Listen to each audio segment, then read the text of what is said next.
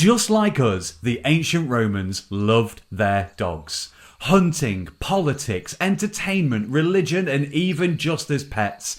Dogs were everywhere in the ancient Roman world. The Romans felt a deep felt bond with dogs and canines from the very start. Legend has it that Rome was founded by twin brothers Romulus and Remus, who were rescued by a she-wolf and then raised in a cave after they had been abandoned on the banks of the river Tiber.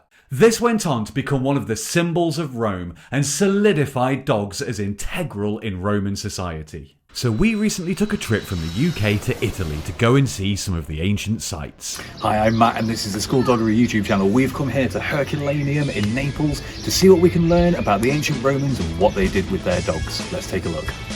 Before we get started, please consider booping the subscribe button and finding us on all the good social medias. We are at SkoolDoggery everywhere. It wasn't uncommon for most families to own a dog, and they perform many of the same roles that we would have them do today. So Romans wouldn't have just used dogs for things like religious ceremonies and sports, they would have also lived with them here in their houses. They lived side by side with their dogs just like we do back at home. Dogs of all shapes and sizes populated Roman settlements and cities. Small and toy-sized breeds would have filled these crowded streets and were used as lapdogs when space was at a premium, such as here at Herculaneum, where they were limited by the size of the city walls. Out in the countryside, they would have tended to have dogs that were more suited to hunting, fighting, and for long expeditions, but these were still seen as core members of the family. Now, we know that Romans loved to create frescoes and mosaics and art of just about anything that they could. But did you know that some Romans loved their dogs so much that they even went as far as to have paintings and artworks commissioned of their dogs?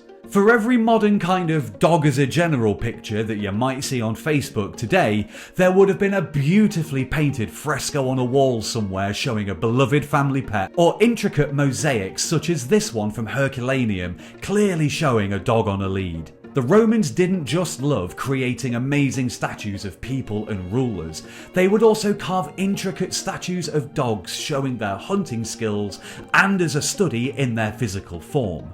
These weren't just decorative either. These pieces of art could also serve a very useful purpose. Dog owners today will often have "Beware of the dog" signs on the garden gate, and the Romans were no different. If we head over to Pompeii, we can find one of the most famous pieces of art depicting a dog, the Cave Canem mosaic at the house of the tragic poet, which literally translates to "Beware of the dog." We were lucky enough to see this mosaic up close ourselves when we visited, and I can tell you that it would have been impossible for anybody to miss it, as it is right in the entrance going onto a main street.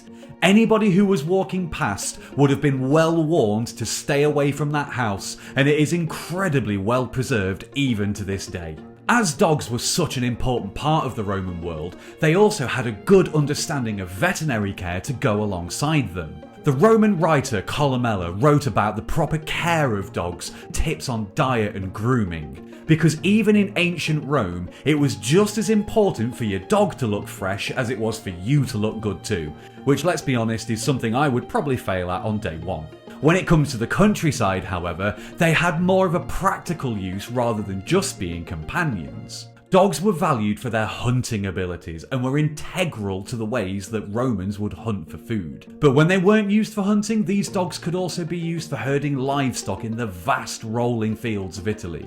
Indeed, Romans loved to create new breeds of dogs too. Breeding new types of dogs was actually quite a simple thing in the ancient Roman Empire.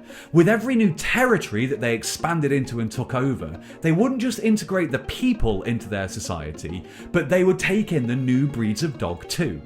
If they found a tribe somewhere with a dog that was naturally gifted to hunting, then they would breed this into their existing dogs to try and create bigger and better breeds much more suited and with more desirable traits. It was the same story with their war dogs, which the Romans used to amazing effect in their military campaigns. Today we're all familiar with the Corso and Mastiff breeds which came from these ancient Roman war dogs. Their ancestors were bred in Italy because of their immense power and size. If you were a Pict or a Celt about to go into battle against the Romans and saw hundreds of huge dogs barking and snarling at you, you'd certainly think twice about what you were about to do. Dogs weren't just pets that people kept in their houses, they were also part of their religious ceremonies too. Ceremonies that would have happened in the temples in a place like this, the Grand Forum in Pompeii. Religion is an area where it's a little harder to find properly solid facts to go on as to how much dogs would have been involved in ancient religious practices. Even when we visited the Pantheon in Rome, it was hard to find good evidence of dogs being involved in their religions. Now, it's safe to say that there were some cults that would have sprung up that would have probably worshipped dogs in one way or another, but they were never held in the same reverence as gods or leaders were. Because of the large amount of Roman gods and the differences in their worship rituals, which could have varied from house to house, we can't say for certain what role dogs might have played in these. But we do know that they were there and that Romans liked to involve their dogs in every aspect of their lives, and that extended even to places like the Coliseum in Rome. So it wasn't just religious ceremonies or at home, they also used dogs as part of their games and their fun and their entertainment as well. Here at the Coliseum, remains of Dachshunds, sausage dogs, have been found dating all the way back to the Roman period.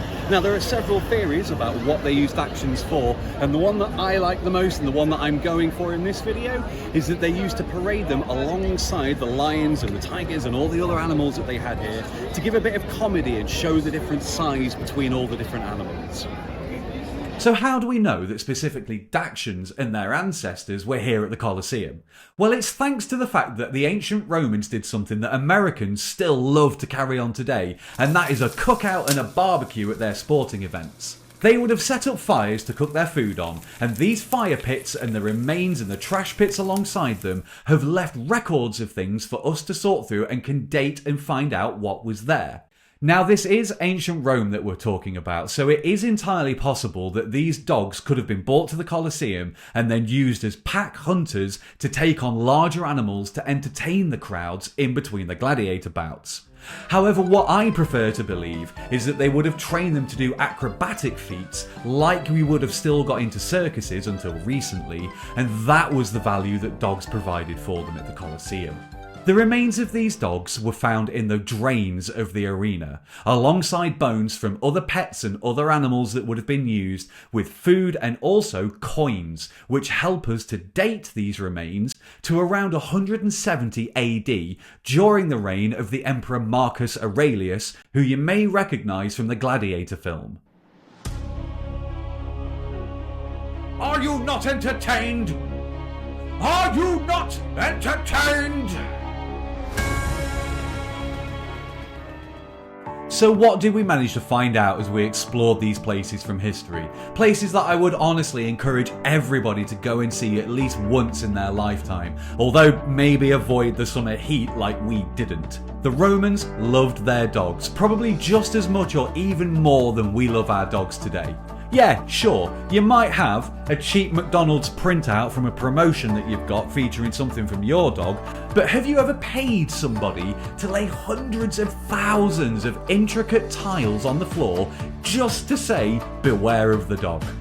The fact that they not only created these incredible pieces of art depicting their dogs, but that they wrote about them in their stories and their literature, and even took them to see the entertainment of the day, shows just how deep into their culture dogs were embedded. Romans and their dogs have always been fascinating to me, but what dogs from history fascinate you? Let us know down in the comments and we'll see if we can do a video on them as well. Before we go, I'd like to say thank you so much to those of you who are already subscribed. If you're not, please consider booping that subscribe button. Give us a like, it makes a huge difference to small channels like us. Come and find us on all the good social medias where we are at SkoolDoggery. Thank you so much for watching, and until next time, please look after yourselves and your dogs.